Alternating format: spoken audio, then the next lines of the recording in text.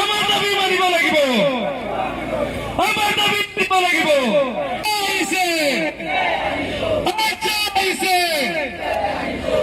প্ৰতিবাদটো আমি আৰ্টছা নাজিৰা শাখা আৰু শিৱসাগৰ জিলা সমিতি, আটুৱা শিৱসাগৰ জিলা সমিতিৰ উদ্যোগত আমি আৰু আমাৰ আৰ্টছা গেলেকী উপশাখা আছে, বিভিন্ন উপশাখা আৰু প্ৰাথমিক গোটে আজি এই কাৰ্যসূচী আমি হাতত ল'বলৈ বাধ্য হৈছোঁ।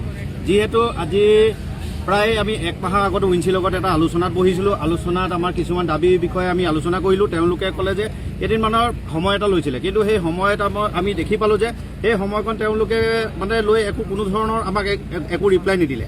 আৰু আজি 2023 চনত, যোৱা আজি কেইবাটা বছৰ হ'ল, 2023 চনত আমাৰ আৰ্টছা নাজিৰা শাখাৰ এটা দাবী আছিলে যে আমাৰ ANM, GNM, বিফ্ৰাম এইখিনি আমাৰ সম্পূৰ্ণ বিনামূলীয়াকৈ আমাৰ চাহ জনগোষ্ঠী যুৱক যুৱতীসকলক শিক্ষাৰ এইখিনি প্ৰশিক্ষণ দিয়া।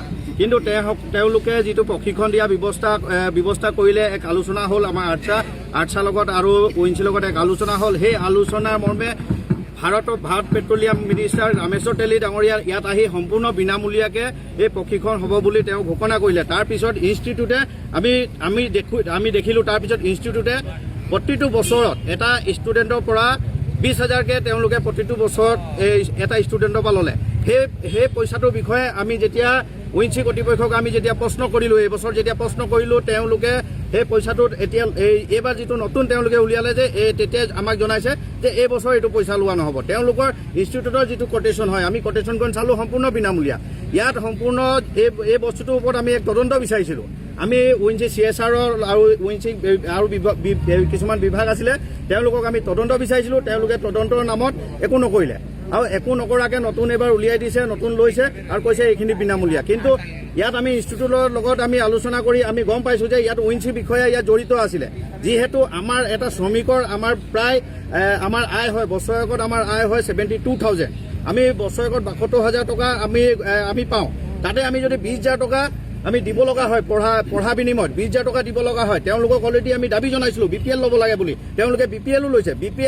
BPL ঘৰৰ এজন ঘৰৰ মানুহে কেনেকৈ 20,000 টকা দিব, আমি সেইটো কুৱেশ্যন কৰিছোঁ। কিন্তু আজি পৰ্যন্ত একো তদন্ত কৰা নাই আৰু এই তদন্ত নকৰাৰ কাৰণে আজি এই ধৰ্ণা কাৰ্যসূচী ল'ব লগা হ'ল। তেওঁলোকে 2022 চনতো আমাক প্ৰতিশ্ৰুতি দিছিলে।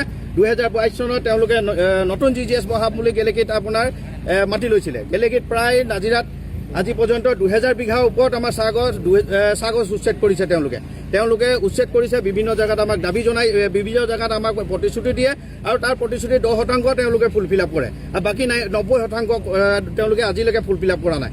সেইটোক লৈ আমি আজি ধৰ্ণা কাৰ্যসূচী দিছোঁ আৰু এই ধৰ্ণা কাৰ্যসূচীৰ দ্বাৰা যদি ইয়াত কোনো ধৰণৰ যদি আমি আলোচনা নাপাওঁ, আলোচনাত আমাৰ সমাধান নহয়, তেনেতে অনাগত দিনত ONGC নাজিৰাত 48 ঘণ্টা বন্ধ হ'ব বুলি এই প্ৰতিবাদৰ স্থলীত আজি মই আচ্ছা নাজিৰা শাখা হৈ আমি ঘোষণা কৰিছোঁ। 48 ঘণ্টা অনাগত দিনত নাজিৰা ONGC বন্ধ হ'ব বুলি আজি ঘোষণা কৰিছোঁ।